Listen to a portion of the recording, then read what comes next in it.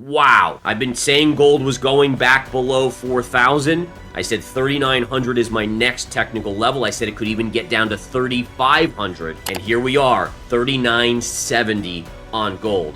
All right, so now you have this downsloping trend line potentially getting broken. Major support here at 3,900. That's this pivot low. If it breaks this zone, it's going to this 3,600 level, folks. This is huge on gold. The crazy thing about it is it's still a retrace within a bigger bull market, in my humble opinion. Now, look at silver. I told you guys this was going to be breaking down. $54 is my next technical level. There it is. And my next level, like I said, is 54. Then if it breaks that, you're looking at a $50 even number pierce. Once we get to 54 or below, that's where I'm going to nibble. People were laughing at me for not buying when it was at 80, 90, 100, 120. There was a reason, because the charts aren't always right. The precious metals market is experiencing a massive, unexpected shakeup, sending shockwaves through the trading community as gold and silver face an aggressive sell-off. If you've been waiting for the perfect moment to execute your next move, the clock is officially ticking. Gold has dramatically slammed through key psychological barriers, dropping all the way down to 3,960. Meanwhile, silver is plummeting rapidly toward critical technical support, leaving over-leveraged buyers completely exposed. The euphoric retail crowd is officially being flushed out, and this sudden liquidity flush is creating an urgent, high-stakes environment where only patient, strategic investors will survive. Joining us to break down these chaotic charts is master trader Gareth Soloway, who famously predicted this exact pullback while others were blindly chasing the highs. In this exclusive analysis, Gareth highlights gold's massive dump out toward its 3,900 pivot low, warning that a breach there could trigger a deeper slide to the 3,500 level. He reveals why he is preparing to nibble on silver once it hits his 54 downside target. Viewing this brutal retrace as a healthy flush of weak hands within a broader long-term bull market, Gareth also steps outside of metals to deliver a sobering warning on oil. If crude breaks below 67, it signals a deeply terrifying reality for the broader U.S. economy. Are we looking at the ultimate buying opportunity of the decade? Or is this the first domino to fall in a massive macroeconomic collapse? Stay tuned to find out. But before that, if you find this analysis helpful, please hit the like button, subscribe, and turn on notifications so you never miss our deep dives into the markets. Thank you for watching, and let's get into the video. Now let's turn our attention to gold. Wow. I've been saying gold was going back below 4,000. I said 3,900 is my next technical level. I said it could even get down to 3,500. And here we are, 3,970 on gold. All right, so now you have this downsloping trend line potentially getting broken. Major support here at 3,900. That's this pivot low. If it breaks this zone, it's going to this 3,600 level, folks. This is huge on gold. All right, this is a massive dump out on gold. The crazy thing about it is it's still a retrace within a bigger bull market, in my humble opinion. So I know, people always hate on me for being bearish on gold when it was at 55, 5,600, but that was just the chart. And it doesn't mean the long-term bull move isn't intact. It's just euphoria when you get people so greedy that they buy gold because they think they're going to double their money overnight. I've been in gold for a decade plus, and it's not like that. And people that have been in it for 50 years, it's not like that. And so when you get the euphoria, the euphoric investors have to be flushed out. It's just the nature of the beast. All right? It's not when you look at even just 100 years of gold trading, it's not a euphoric risk-on asset. It's a safe haven asset. So when it becomes a euphoric risk-on asset, eventually those players have to be dumped out. It has to go back to what it really is at its essence. Then it can go back up. So that's where we are right now, folks. It's flushing out weak hands. This is for if you're someone like me that's looking to buy gold down below 4,000, this is fantastic. If you're someone who bought at 5,500, yeah, it kind of stinks, frankly, but I get that. But ultimately, again, major support here. Let's see if it holds or breaks. If it breaks, 3,500. Now look at silver. I told you guys this was going to be breaking down. $54 is my next technical level. There it is. Look, hit support, hit support, hit support. Look at how each bounce, big bounce, smaller bounce, tiny bounce, breakdown. You could just see it. The chart was telling us this. And again, I was relaying this to you guys. $54 is your next level. We're trading at 58.40 right now. So this is getting darn close, guys. And my next level, like I said, is 54. Then if it breaks that, you're looking at a $50 even number pierce. Once we get to 54 or below, that's where I'm going to nibble. People were laughing at me for not buying when it was at 80, 90, 100, 120. There was a reason. Because the charts aren't always right, but they give me probability. And if I play 70% odds every time at the table, I'm going to lose 3 times. But you know what? I'm going to win the other 7. And I'm just going to rinse and repeat, rinse and repeat. And again, patience pays. People were going nuts about, oh, I got to jump on board silver. I got to jump on board gold. No, you don't. When you chase, it's like people, honestly, that probably are buying Micron at 1,100 over the last couple days. When you chase, you end up fighting that trade for a long period of time. So we'll see. We'll see how it goes. But this is an incredible drop on silver. I still think there's another $4 at minimum to go to the downside on this breakdown, and we will watch and see. Now, oil. Look at oil here. That's the 10-minute oil chart. Oil is nearing my first support at $70 here.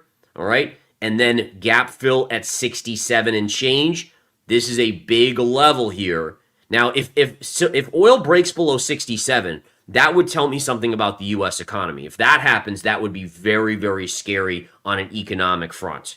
Very scary. All right. Now here, yeah, I mean, inevitably you fill gaps, so it could easily go down into this range. But again, I'm starting to accumulate oil down here, just very small, little bit, just buying just for a swing trade. I do think the U.S. economy will head into recession at some point over the next year or so. Again, especially if we see these lower priced AI models. Remember, my humble opinion is that the only reason you don't have the whole U.S. economy in recession, and by the way, I'm a believer that 80% of the U.S. is in recession, but the other 20 is heavily in stocks, making money hand over fist with these all-time highs and these runs, right?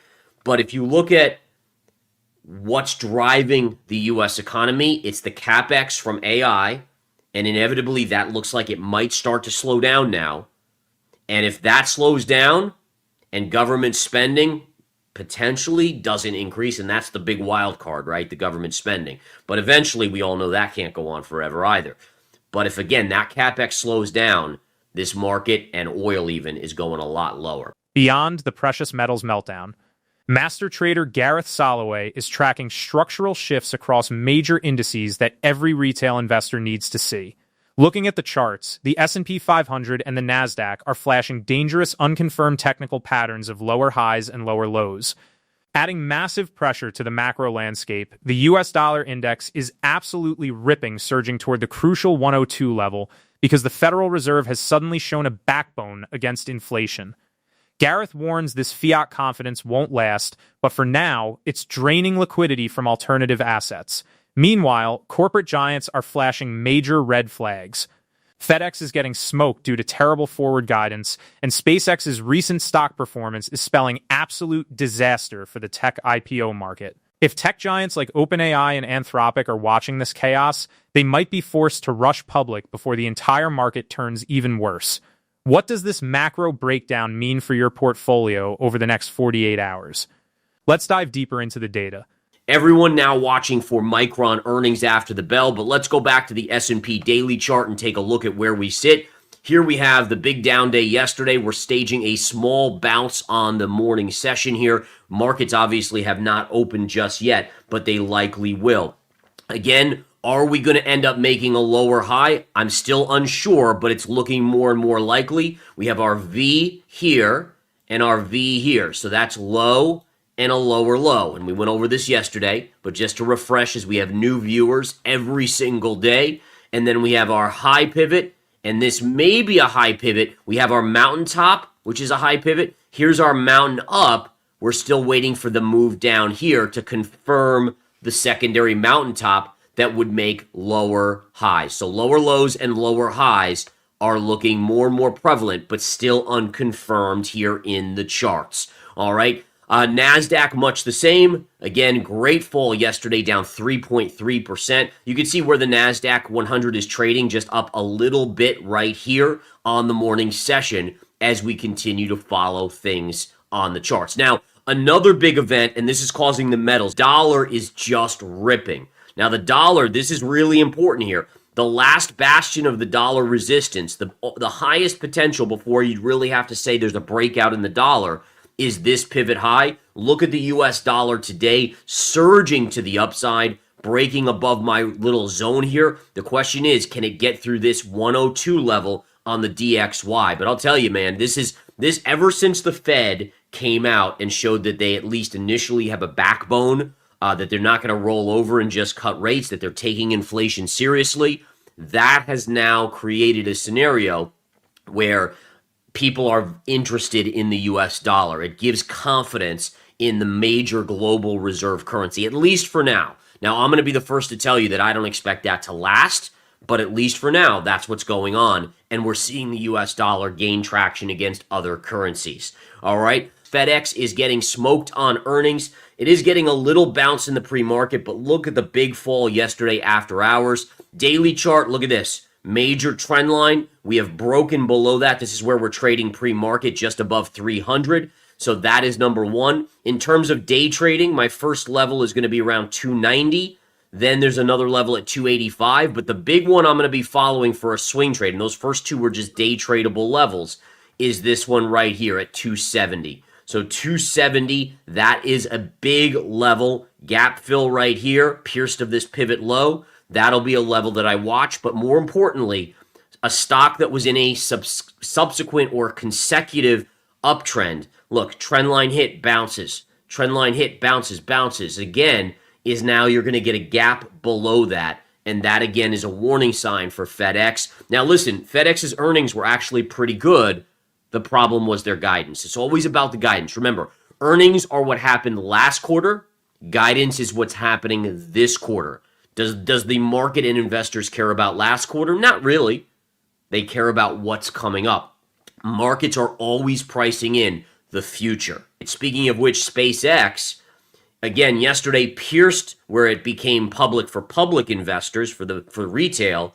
It yesterday pierced it, but they got it back above. But today, it's back down again.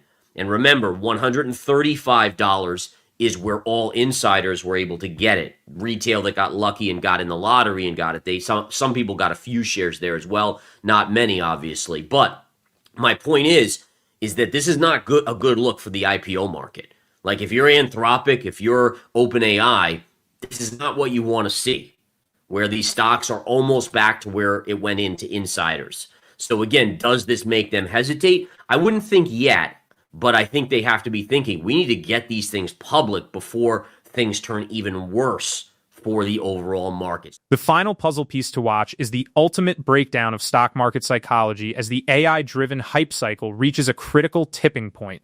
The massive capital expenditure fueling the artificial intelligence boom is finally showing signs of a macro slowdown, while the top 20% of investors have been making money hand over fist at all-time highs.